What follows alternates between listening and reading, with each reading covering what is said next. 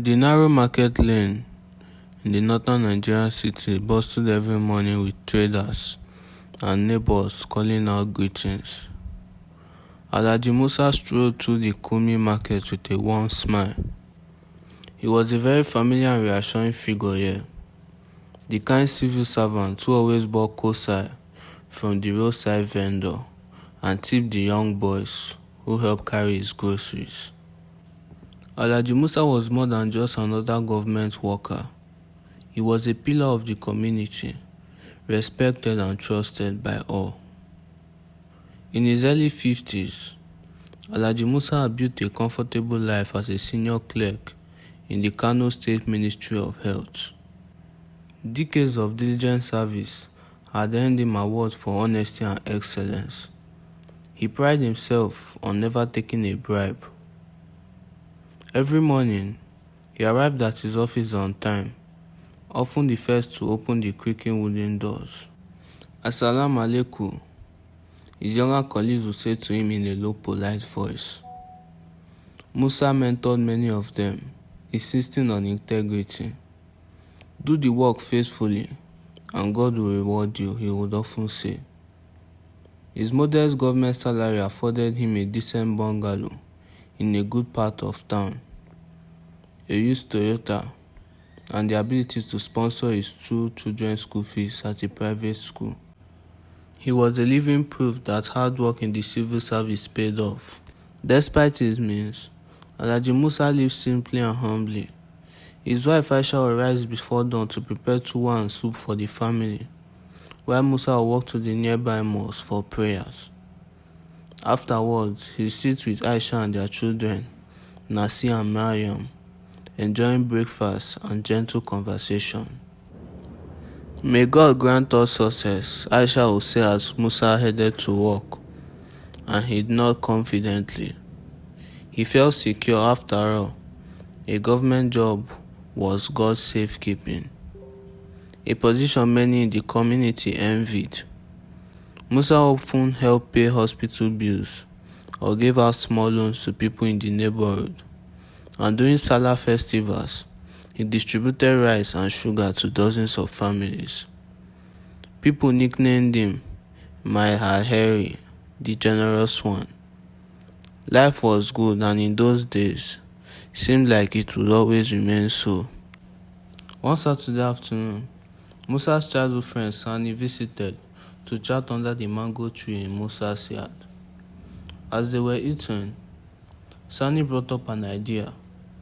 "Yaya Musa, you are doing well. Have you thought about investing in a business, even a small poultry farm or a shop for Aisha?" Sani gestured earnestly. Musa chuckled. "Wallahi, my brother, I appreciate your concern," he replied. "But I have no time for business. My salary takes care of us. And when I retire, my pension will be enough, inshallah." Sani frowned gently. "Times are changing, Musa. You never know what could happen. It's good to have a backup." Musa waved his hand dismissively, still smiling. "The government have never failed me. I've served them well, and they will surely take care of me. What can go wrong?" "Don't worry." With that, the matter was closed. Musa saw no need for a plan B, not when life was already so comfortable. The first sign of trouble came softly. One month, Musa's salary, usually deposited by the 25th, didn't arrive.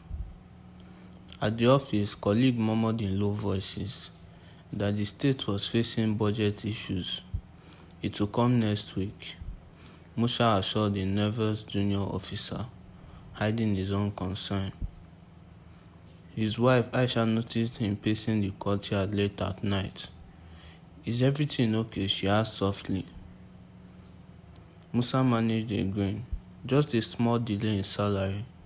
Nothing to worry about. They'll pay us soon." And indeed, a week later, a partial payment came through. The relief in Musa's home was palpable. As he handed Aisha the money for the month expenses, they slaughtered the chicken and made a celebratory meal of tuwon shinkafa, thanking God for the provision. However, the respite was short-lived. Over the next several months, payment became incomplete. By mid-year, the government was 3 months behind on salaries. Musa started hearing troubling news on the radio about other places some state governments had gone as long as half a year without paying civil servants. In the market, traders talked of protests in faraway states like Nasarawa and Abia over unpaid wages. Musa walked home one evening, his heart heavy with worry for the first time in decades. Could such a thing happen in Kano? He shook his head. Kano State was rich and had always paid his workers. He muttered to himself, trying to banish the dread creeping into his mind.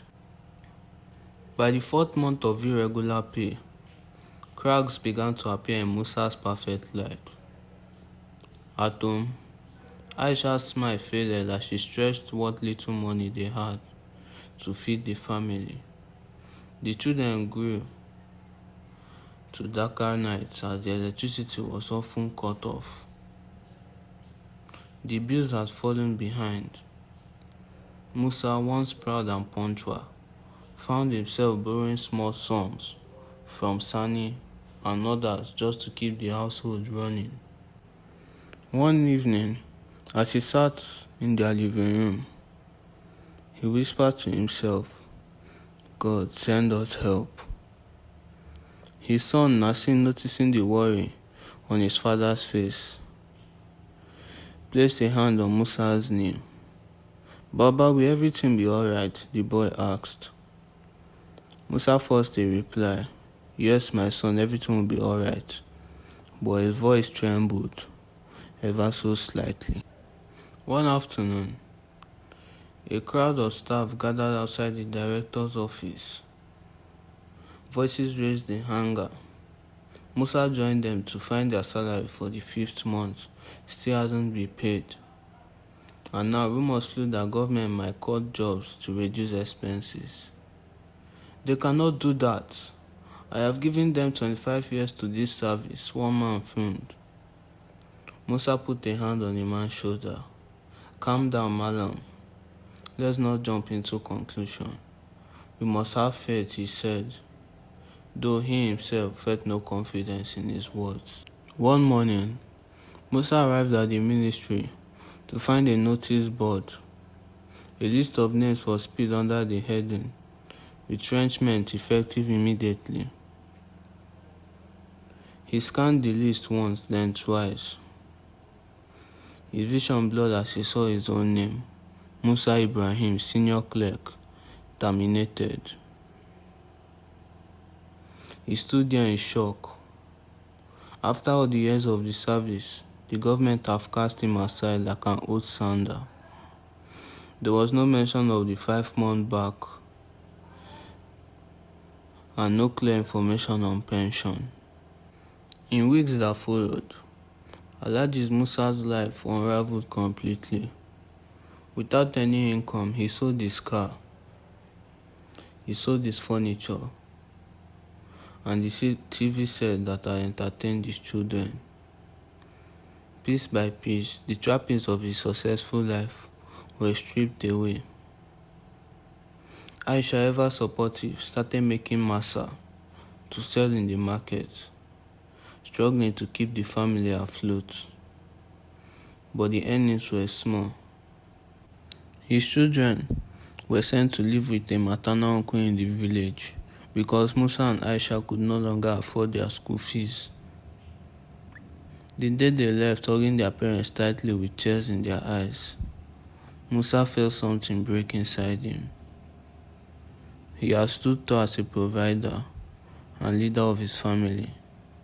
Now he couldn't even keep his children under his roof. The community attitude toward Musa shifted subtly. Neighbors who once sought his advice now avoided him. He walked through the market with his head low, hoping not to meet too many familiar faces. Weeks later, Aisha fell ill, and without money for proper medical care, her condition worsened.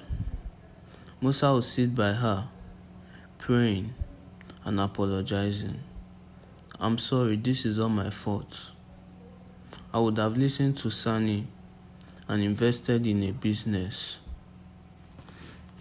The final tragedy struck one morning. Musa awoke to find Aisha shivering beside him, her breath shallow. In a panic, he rushed into the dark, pounding on neighbor's door for help to take her to the hospital. But by the time they arrived, it was too late. Aisha was gone. The woman who had stood by him through the highest highs and the lowest lows. She was dead. Musa fell to his knees wailing. In that moment, he truly felt empty. Stripped of his job, his dignity, his children, now his wife. Months after Aisha's death, Musa could no longer afford the rent. He started living on the street, hoping on charity meals, and always with other homeless people sleeping on the bridge. One night, he lay down on the ground, remembering his old life, the laughter of his children, the respect in people's eyes, and his wife. It was all swept away by a corrupt and fallen system and by his own lack of foresight. He whispered a prayer into the darkness, asking God for forgiveness and hoping that others will learn from the tragedy of his life. Even a secure job can vanish unexpectedly due to corruption or crisis. Plan ahead and diversify your sources of livelihood to protect your future. Please like and subscribe to my channel, and thank you for watching.